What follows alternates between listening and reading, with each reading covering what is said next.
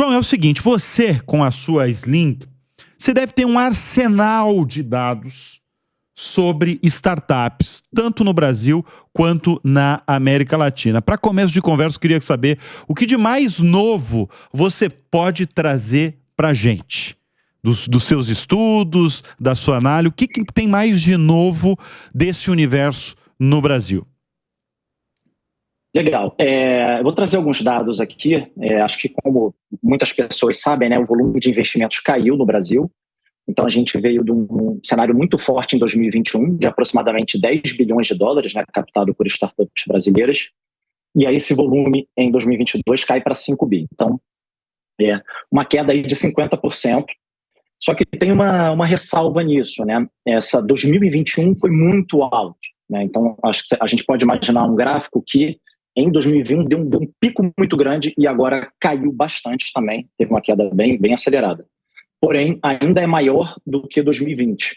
Então, 2022 foi maior do que 2020, mas com essa queda de 50%.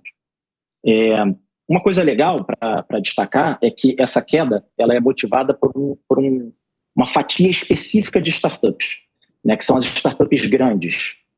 Então, o volume de investimento, quantidade de investimento para as startups menores teve uma queda pequena, tá, na casa de 10% mais ou menos. E o volume de investimento, por exemplo, de rounds acima de 100 milhões, né, 100 milhões de dólares, são aqueles rounds que os unicórnios fazem, aqueles rounds grandes, esse caiu bastante, tá? Estou até com o número aqui, quando eu olhar aqui para baixo, que eu estou olhando aqui a minha colinha, caiu 65%. Então, a maior queda, ela vem das startups grandes, né? Isso tem lados positivos e lados negativos em relação a isso, mas só para dar um primeiro overview, assim, né? Volume de captação no Brasil caindo bastante, e boa parte do impacto dessa queda vindo de rounds grandes, né? Então, investidores que fazem altos investimentos, reduzindo muito o investimento no Brasil. Isso não é verdade para os investimentos mais early stage.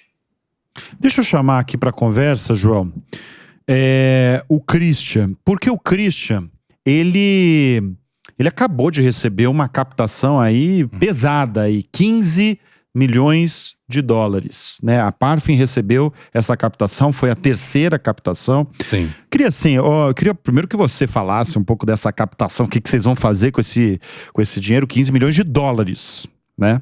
Exatamente. E o nosso público, uma parte do nosso público, Christian, ele de novos empreendedores, de gente que tem ideias, que quer investir, que quer montar uma startup e tal. Eu queria que você contasse um pouquinho da jornada que vocês tiveram. Eu sei que você veio já morou em Londres, já trabalhou em Londres, já passou pelo setor financeiro, né? Foi do BTG. Sim. Como é que é a jornada aí da startup? Acho que é bom contar a história toda, né? Do começo à Parfin, a gente começou a Parfin em 2019. Em setembro de 2019, a gente cofundou a Parfin com o Marcos e com o Alex. E naquela época era pré-pandemia, né? A gente foi levantar dinheiro em março de 2022, no meio do começo da pandemia. Foi extremamente difícil, desafiador. 22 ou 20? 20. 2020, tá. Exatamente. E a gente passou um tempo, né, captando aos poucos. Uma coisa boa daquele momento é a estrutura que a gente decidiu de captar com Family and Friends, com alguns investidores, até que em novembro de 2020 a gente realmente conseguiu o primeiro investidor, que foi o Valor Capital Group, que até hoje vem acompanhando a gente. Então, dado esse cenário, você sempre tem que manter estruturas bem flexíveis quando você vai captar bem early stage.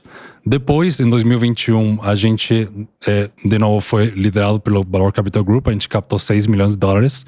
Acho que esse foi um round mais rápido, mas mesmo assim demora um tempo, né? Eu gosto de falar para os meus cofundadores que, cara, a gente tem que ter pelo menos 6 meses de tempo, do momento que você decide começar o round, até realmente cair a grana na conta corrente. Sim, né? Imagina. Então